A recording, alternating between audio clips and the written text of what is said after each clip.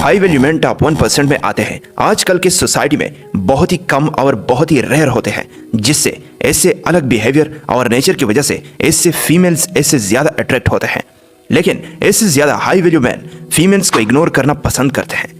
अगर सिंपली समझा जाए तो हाई वैल्यू मैन बाकी के सभी नॉर्मल मैन से अलग होते हैं, क्योंकि एक हाई वैल्यू मैन के लाइफ में खुद के लिए बनाए गए कुछ रूल्स और हाई वैल्यू होते हैं, जिन्हें कभी भी किसी के लिए भी किसी भी कीमत के लिए ब्रेक नहीं करता।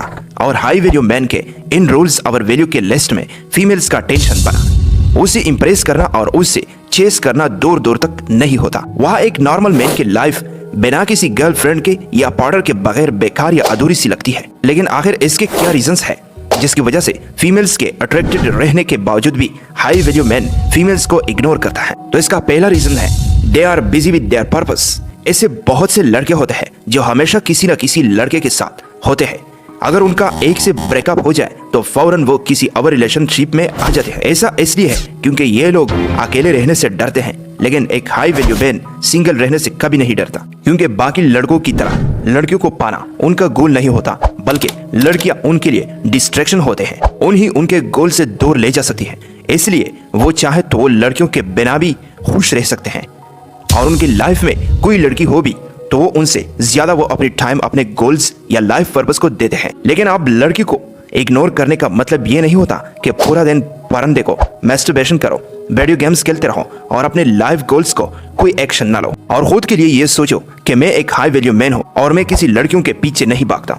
बल्कि हाई वैल्यू मैन अपने इस शौक को पूरा करने के लिए इन माइंड गेम्स का सहारा नहीं लेता, बल्कि असल में उनका एक लाइफ होता है, बल्कि वो अपनी लाइफ पर्पस और गोल्स पूरा करने के लिए दिन रात बिजी होती हैं। इसलिए उनके पास लड़कियों को चेस करने के लिए टाइम नहीं होता और वो उनके प्रायोरिटी लिस्ट में नहीं होता।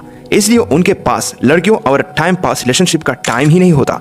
इसलिए ऐसे मेल्स के फोकस लड़कियों पर नहीं होता, और जब ऐसा मेल्स फीमेल्स के लिए बाकी मेल्स से कुछ अलग दिखता है तो फीमेल्स उनके इस हाई कॉन्फिडेंस से अट्रैक्ट होती है। मार्क मेंसन असली कॉन्फिडेंस को एक्सप्लेन करते हुए बताते हैं, लोग आपके बारे में क्या सोचते हैं उस तरीके से ऐब करने के बजाय आप अपने बारे में क्या सोचते हो उस हिसाब से ऐब करते हो तो ये आपका असली कॉन्फिडेंस बताते दिखाता है। True confidence is being less invested in other people's perceptions of you than in your perception of yourself. University of Rochester में रिसर्चर की एक टीम ने हार्ड टू गेट एक्सपेरिमेंट, जहां उन्हें पता चला कि जो लोग लेस अप्रोचेबल होता है यानी जिन्हें पाना मुश्किल होता है, वो अपोजिट जेंडर को ज्यादा पसंद करते हैं। रिसर्चर गॉन बेरनबॉम कहते हैं, जिन लोगों के अट्रैक्ट करना बहुत आसान होता है वो ज्यादा डिस्परेट के आते हैं।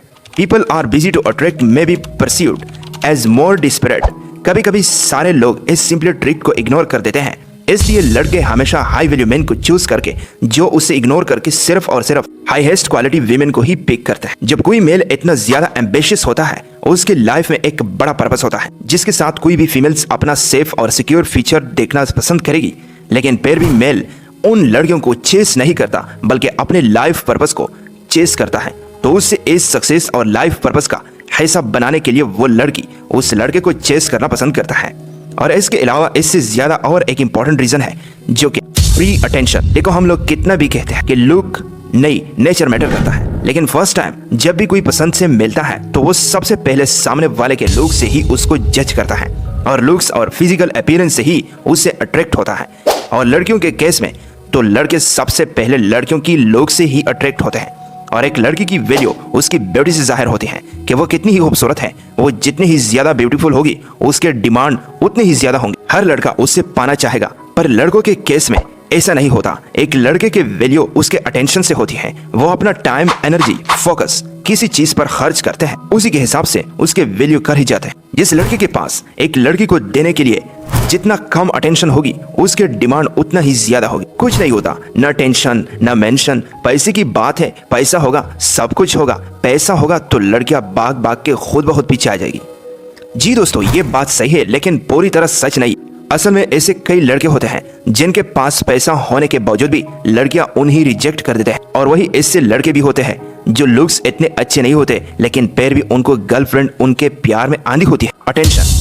असल में बात है कि 78 मेल और फीमेल अटेंशन के बोके होते हैं, पर हमेशा से ये देख रहा है कि एक लड़की के पास अटेंशन के लिए अनलिमिटेड सप्लाई रहती है, उसके पीछे लड़कों की लाइन लगी होती है। जो उनके लिए टाइम, फोकस और मनी देने के लिए तैयार बैठे होते हैं, जिसका वो बहुत अच्छी तरह से यूज करना भी जानती हैं। वही एक लड़का चाहे कितना भी अट्रैक्ट क्यों ना हो, ख्याल रखने वाला हो, बहुत प्यार करने वाला हो, बहुत अमीर भी हो, पर वो अगर अटेंशन का मौका देखेगा उनके गास तक नहीं लगेगी। जहाँ एक लड़की कोई अटेंशन नहीं मिल रही, इसीलिए वो हर एक लड़की से अट्रैक्ट हो जाती है। जो लड़की उनके साथ थोड़ी सी भी बात कर लेती है, इस तरह जो लड़के ज्यादा अटेंशन रहते हैं, लड़कियां उनको मोड़ नहीं देती।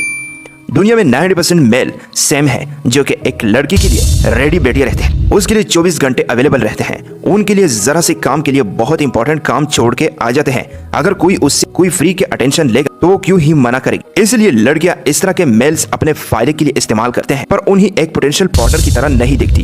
वो उन्हें इग्नोर करती हैं, उनके मैसेजेस के रिप्लाई नहीं करती, और अगर वो ज्यादा डिस्परेट कर देती है तो वो उनको फौरन ब्लॉक भी कर देती हैं और भूल जाती हैं। इस तरह हाई वैल्यू मैन इसका फुल अपोजिट होता है। वो अपना अटेंशन किसी को भी फ्री में नहीं देते। अगर उससे कहीं पसंद की लड़की आती है तो उससे इंट्रोड्यूस जरूर कर देते हैं, जिससे एक कनेक्शन की शुरुआत हो जाती है, पर उसके बाद फ्री में अटेंशन देना बंद कर देता है और उसको इससे ट्रीट करता है जो उनके लिए वो कुछ खास नहीं, जिससे लड़कियां बहुत कंफ्यूज रहती हैं कि क्यों ये लड़का बाकी लड़कों की तरह फ्री में अटेंशन नहीं दे रहा।